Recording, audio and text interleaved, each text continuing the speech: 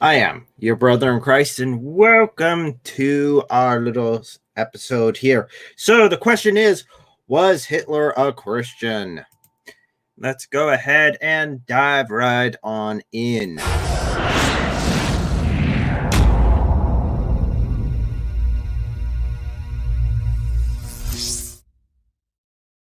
So, I guess the obvious question to this one is why? Why are we doing this one?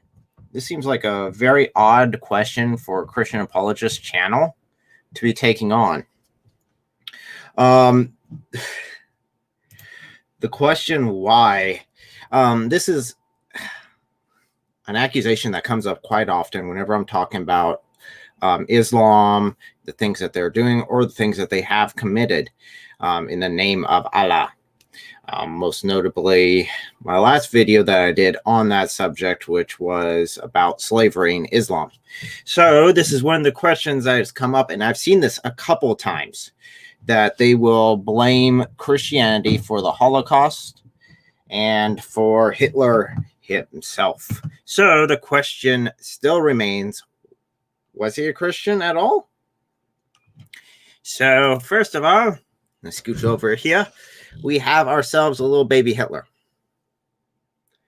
So, and we've all heard the question. If you could have a time machine, would you go back and kill baby Hitler? My answer would still be no, because he hasn't committed anything yet. So, no. But this is baby Hitler. So, the question is, what was the driving force? Because they claim Christianity was the driving force behind Hitler's decisions, behind this. So, is it really? Well, let's look at his younger years and see if that's true. What could have caused, and I'm not looking for excuse, I'm just looking at some of the root causes that converted this adorable baby into the dictator of all dictators. So what converted this baby into this man? Many of his own decisions, and he is responsible for each of those. There is no justification. So, in order to understand the world that he is in, specifically the family that is going in, because the family has a lot to do with the impacts of a child's bringing up, as well as what's going to happen in the future. There is something to be said about fatherless homes, as I've spoken about in length. But let's see what Adolf Hitler's father had to deal with this. Well, first of all, Adolf Hitler was literally a bastard. Adolf Hitler's father was literally a bastard. He was also a womanizer. He had married a rich lady, but immediately started to sleep around. It was a rich older lady. He started sleeping around. Actually, that kind of parallels what was going on with Muhammad, actually, which is interesting. So Hitler's father was sleeping around. His first wife got terribly sick. He wanted to divorce her. So immediately, this guy doesn't seem like a very masculine man, full of integrity, right? As soon as your wife gets really sick, oh, I want to jump ship. Not to consider I was sleeping around the entire marriage. You can take those off. I don't need those anymore. It's not even plugged in. Okay. So he was looking at jumping ship. He had already a mistress, Francisca, but the church wouldn't allow divorces at the time. So he had to stick around with his first wife.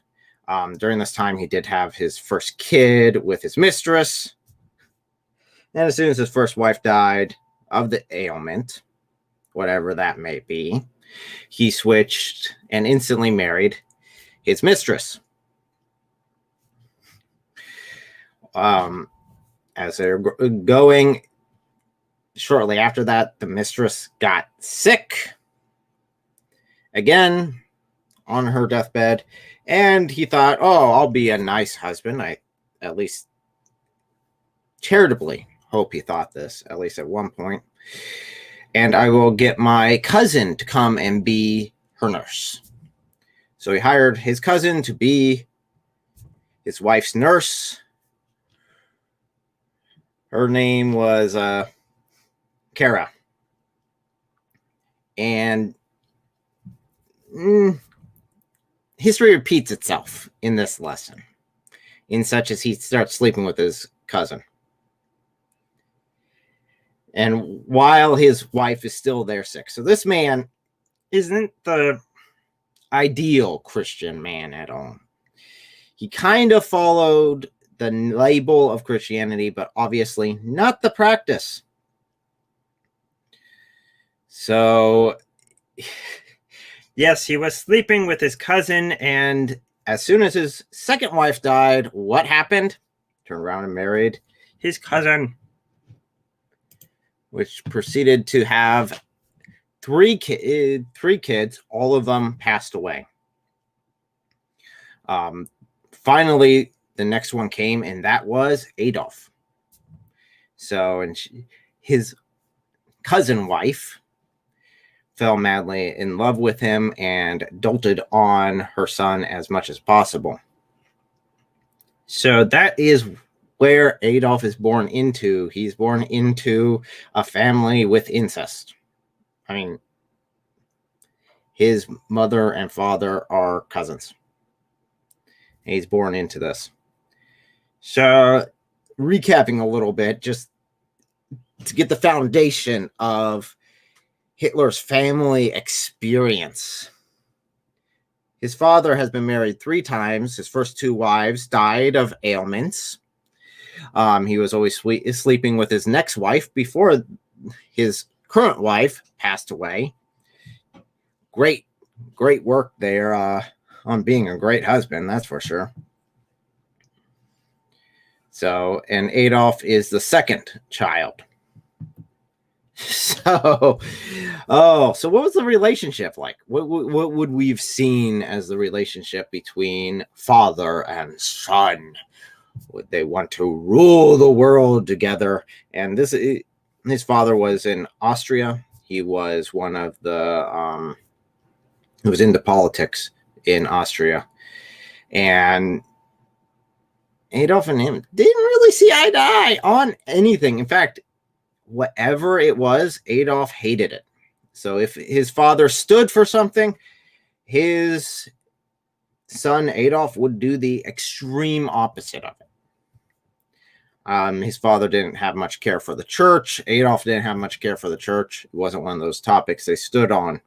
Although if Adolf's father would have been an extreme anti-Christian, I think he would have, just to spite his father, Adolf would have become a devout Christian. At least for a time, until he realized that that actually requires work. So, hey, I see Nate down there. I see Gen Z stepped out for a bit. Fantastic. See you guys join us. 3 up there. Hey, it's good to see you again. And Gen Z will be back. He will be, quick shout out for Gen Z. He will be on Mr. Phil Fox's channel here in a little bit, and I'm going to jump over there after this live stream to show them support. So, what was Adolf Hitler's grand plan when he was a child? His main desire was to be an artist, actually. He wanted to go do art. He wanted to be artsy, artsy, artsy. That's what he wanted to do with his life. His father did not agree with it at all. But his father was very short-lived. But there was one key event that happened in early Adolf's life at the age of 10. His 6-year-old brother, which he loved greatly, passed away. And by all accounts, by firsthand witnesses, this really changed Adolf himself. He lost interest in any sort of religious thing. He lost interest in school. He started acting out more. He really took it to another level. And the only thing and it even seemed like he might have gone a little nuts talking to trees and crazy stuff there for a bit. And before his graduation, though, his father did die of a lung hemorrhage. So he's now fatherless at the age of 16. He goes off to seek his fortunes, to go apply and become a great artist. Well, as you may know, history and all, it didn't go off so well. He failed the exams for entry into college, and then he had to come back because his mother was unfortunately dying. So, and then he had to bear the death of his mother. After that, he went off to continue to pursue being an artist because that's what he wanted. He wanted to be an artist. And if he would have been a successful artist, then that would be fantastic. And I have a question from Nate. He asks, "Are you losing weight?" I wish. I'm not. I have been working out more, but no. Okay. So, as this is happening and as he is struggling as an artist on the streets and trying to make ends meet in Austria, it's just not working. He ends up selling postcards that he makes on the side of the corner. He's really, during this time, something must have happened that really filled him with his absolute hatred for the Jewish people. I don't know what it was. There's not really an accurate saying this is what caused it. It just seems to be a natural outgrowth of what he was going through. Granted, he was living in a city that the mayor was also very anti-Jewish. There's a lot of anti-Jewish sentiments in the city that he's living. Maybe that caused it, or at least sprung the roots. But he eventually moved back to Germany, which he absolutely loved Germany. And then, boom, World War I hits. And of course, he joins the army. He explains it as, based upon some of his memoirs, as the best time of his life. He absolutely loved World War I. Although, that explains some things. Well, as World War I progressed, he goes back and forth. He gets injured. He goes back to the hospital. He recovers. He sees a lot of anti-war propaganda going on. A lot of the German people just don't want to fight anymore during World War I. He gets ticked off because he just sees this as an absolute betrayal. Goes back to the front lines, gets injured again, comes back, and the war's over. Really simplifying history for you real quick. So, but as he returns, of course, you've got Germans had lost the war, so they've got to downsize their army as well as basically pay tribute. After the defeat, Adolf decided, you know what, I'm going to work as an informant for the German nation. So he starts working as an informant. Basically, they were worried about two things. This growing sort of thing called communism that was going on. Welcome back, Gen Z. And, of course, the constant threat of those Jews. It's always the Jews. So those were the things that he was really worried about. By this point, his worldview, based solely upon racism, was firmly set in his mind and guided all of his actions. So one of his assignments was to go and investigate this new group going up called the German Workers' Party. And they're really concerned that this might be some sort of cover for a communist group. So he goes in there, he does a bit of investigation, goes around for a while, and to his surprise, they're not communists, they're fascists. Still not good. But he sees a lot of his ideals there in that group. So he quits his job, joins them, and quickly impresses their leaders and rises to the top. Then he decides to rename it. Anyone want to guess what he renamed the German Workers' Party to? Okay, time's up. I'm not waiting that long anyway. For those of you that know history, yes, it was renamed the Nationalist Socialist German Workers' Party. What a mouthful. They decided to shorten it to Nazi for short, because that was so much easier to say. Yes, Gen Z is right. Add a little bit more to that, but yes, it's much longer than that. But yes, so yes, it was Nazis were socialists. Good luck on getting certain members of our current government to speak out against socialism, National Socialism, like that. Oh, but that wasn't real socialism. Oh, yes, it was. That's the outcome every time. But so that's really the background that he's coming from, and then after that was just a steamrolling of getting that group going up. They started their own sort of secret army with the current German army downsizing as much. There were a lot of soldiers out of work, so they came over to this SA group, which was their secret military, and they'd fight communists, actually, even on the street, which sort of mirrors what we're seeing today in a lot of situations, which is not good. Not good at all. So,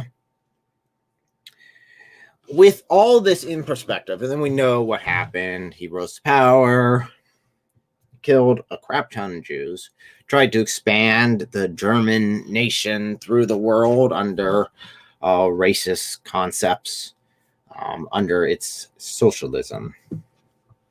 So, but what about Hitler himself? What were his opinions on Christianity? Because this is where it's really going to come into play. Definitely, if you're talking about this to anyone brings up this comment, well, he was a Christian, you see, so all the Holocaust and everything like that, it's all because of Hitler. Well, let's take a look at what Hitler's opinion was on religion. As we see, we looked at his younger years. It really wasn't something that was impacting his younger years, and we can easily see as he grows, if you look at the history through the ranks, he's really using anything, grasping at anything and using anything in order to get himself higher. So let's go ahead and look at some of his opinions. Now, these are from different memoirs. Some of these are firsthand accounts from some of the actual Nazis, some of the people who are actually high up in Hitler's regime. So this one comes from Hitler, a study in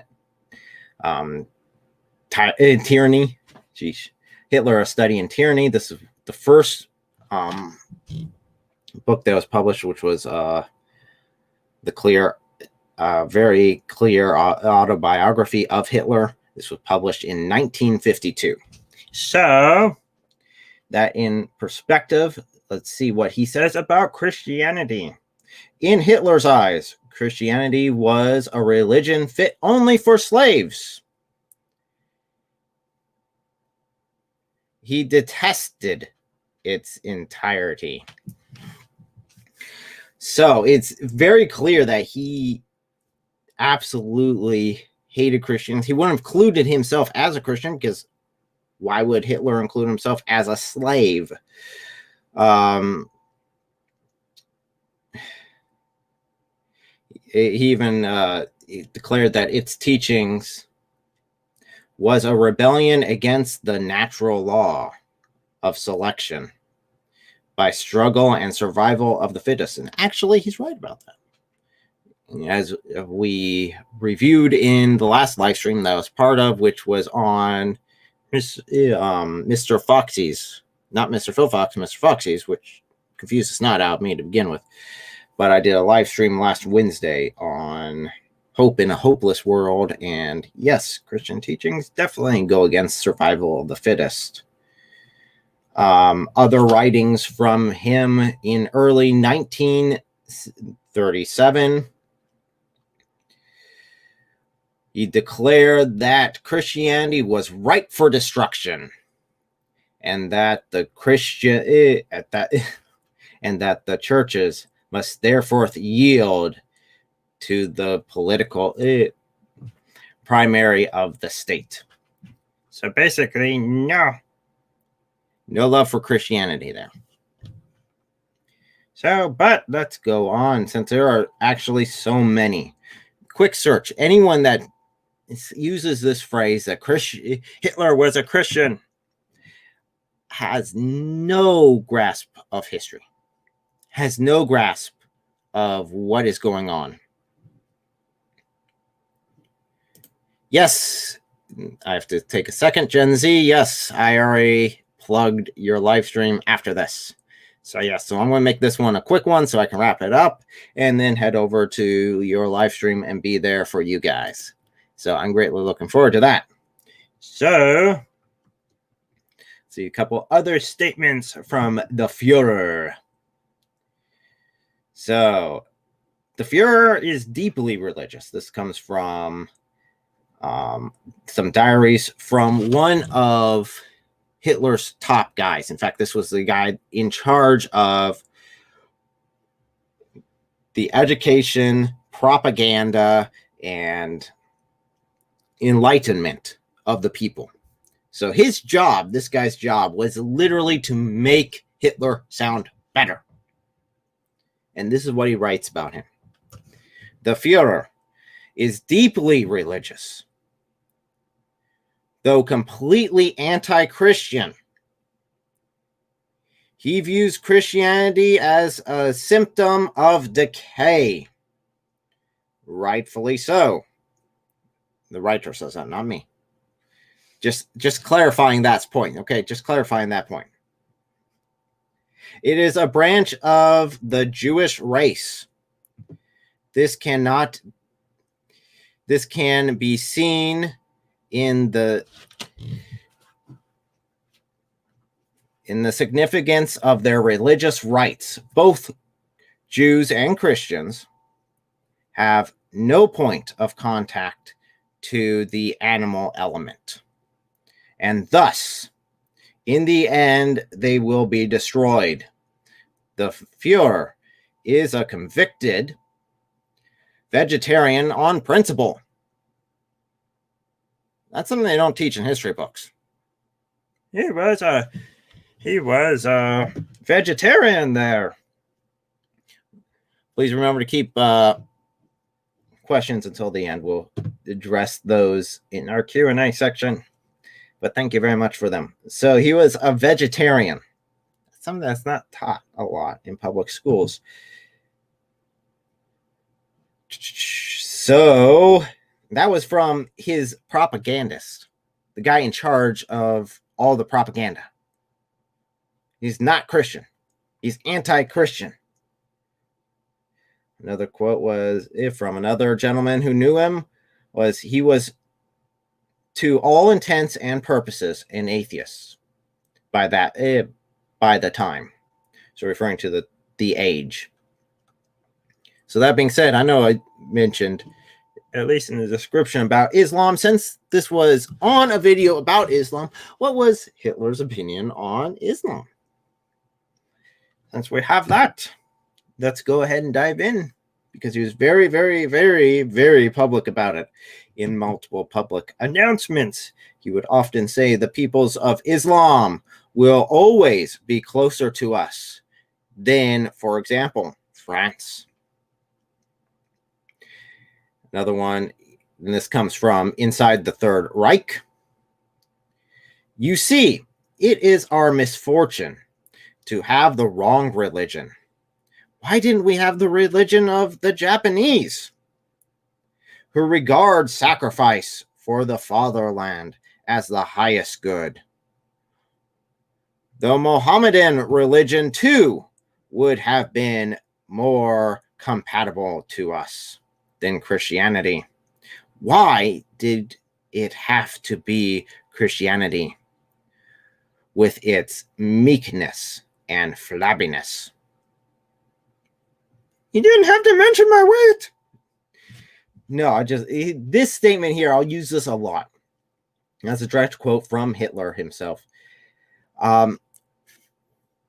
Anyone who tells me, oh, Hitler was a devoted Christian, that's what inspired him to do everything. I'm like,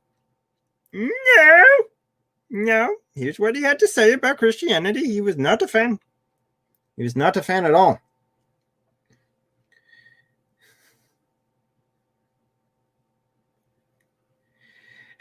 Here's another quote from him. Had Charles Mandel not been victorious, then we should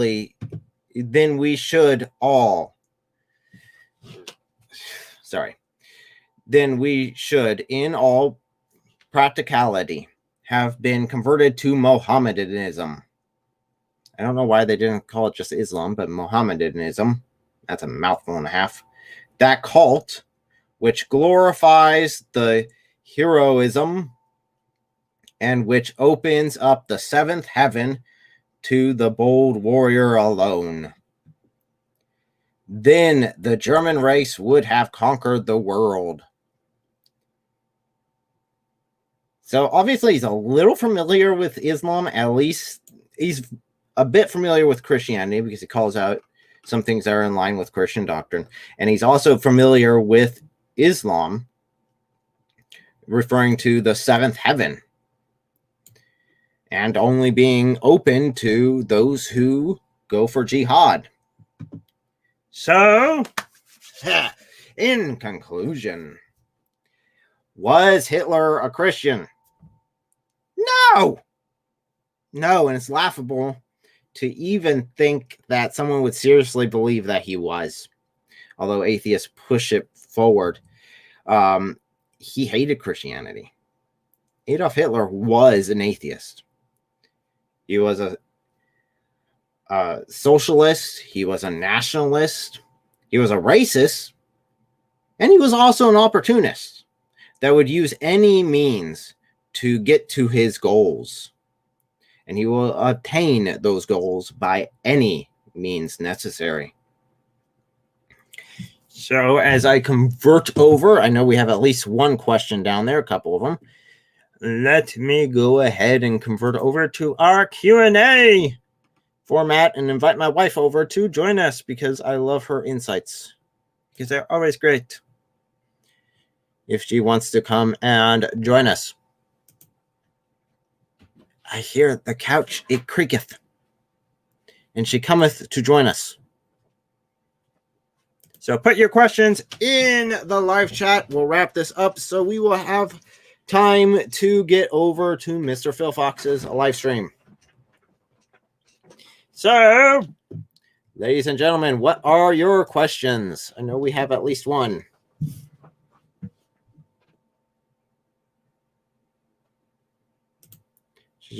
Oh, okay. What? I don't know. I just saw that one as the first one. Okay. How do you explain Hitler's dealings with the Catholic Church? Tombstone Jarhead. Again, we'll go back to the original statement that he would do anything, use anything to obtain his goals. But as we read in Hitler, A Story in Tyranny, as well as the first-hand accounts from the Third Reich, as well as from inside the Third Reich, it is quite obvious that he was not only anti-Christian, but devoutly so. In fact, an extreme atheist, I think they called him of the age, at least at one point, by all intents and purposes. So no, his dealings with the Catholic Church ended whenever the Catholic Church was inconvenient for him. So he would be a Christian for convenience only. Nothing more than that. And it's very obvious by his methods as well as how he treated the Catholic Church and what he said about it. I mean, literally, Christianity is a religion fit only for slaves. What devout Christian would say that? And would he consider himself a slave? No. Although that is closer to Islam. So, any other questions? Tombstone Jarhead also said, and he was also baptized as a Catholic when he was a kid too. Well, yes, as I explained, until age 10, he was interested in in Christianity. He was a little devoted to it, but at the death of his brother at his brother's age of 6, he went kind of off the deep end. But even still, I wouldn't count anyone who's baptized as a kid as that being their own personal walk in faith, because like if you're baptized as a child, that's your parents' choice, not yours. Yeah, so what atheist would agree that because they're Christian, their parents were Christian, that automatically means that they must be Christian for the rest of their life, and that all their actions are those of a devout Christian? No atheist would ever claim that as being true. So why do they try to claim that about Hitler? So we have a really good question from Nate2D2. He says, how many nuns would a nunchuck chuck if a nunchuck could chuck nuns?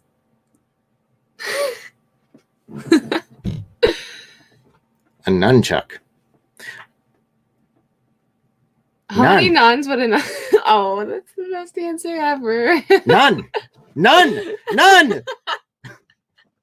That's the answer. None. Sorry. That was, I know, a dad joke. Peeking through. And we also do have my lovely son to show you guys later. Oh no, she's laughing at something. If you go up to Nate2D2 up here, earlier when you were talking about communism and fascism and stuff, Nate2D2 said a fascist artist, or if you will, a fartist. Nate, your jokes are painful. Yes. But consistent. You're very consistent. That's true. You agree with Craig Bloomberg? Or Maybe. Blomberg? I don't know. I actually don't know. On what? On what? I'm saying maybe because I don't want to say absolutely not and be like, oh, shoot, I actually do agree with him. Gen Z Apologetic says, how do you find that funny? And Nate2D2 says, painfully awesome. You are painfully awesome, Nate. Definitely are. The non-answer. The non-answer.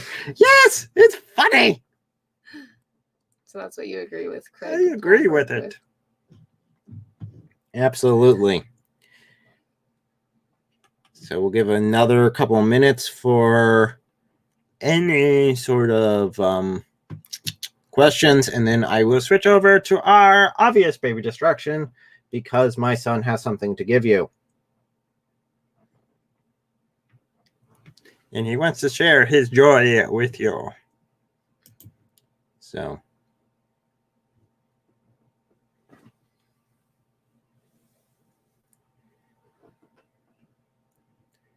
And that will be it then. So be it. So be it. All the puns are done. Wait. What? Because you brought up that joke. What joke? There are a bunch of jokes. There's so many jokes. If as a Russian, all my R's sound like... Wait, no. I don't want to screw it up. Can I go to the obvious baby distraction now? Because this is getting just as painful as Nate's jokes at this point. Yeah, okay. So if as a Russian, all my B's sound like V's, then Soviet. Sorry. Sorry, guys. It's been a while. Nate's crying. I don't blame you. I cry on the inside. Okay, so we do have a couple of things coming up. I want to let you know we do have our next Apologetic Empire live stream. Also, a bit of announcement for everyone involved in that, as well as the world in general. David Wood has finally finished the Apologetic Empire website. So you can go check Yay. that out. Again, we are not associated with him, but we do support him in many, many avenues. So, without further ado, Association by association. association by association, whatever. Let's go ahead and do the obvious baby distraction.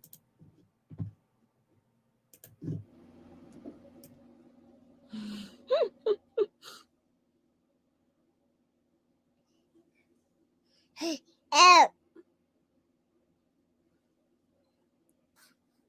Show us what you were doing with the salt.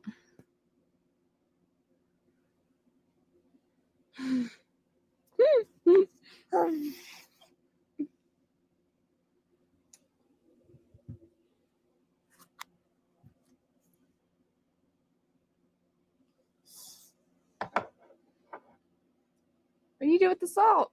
Oh,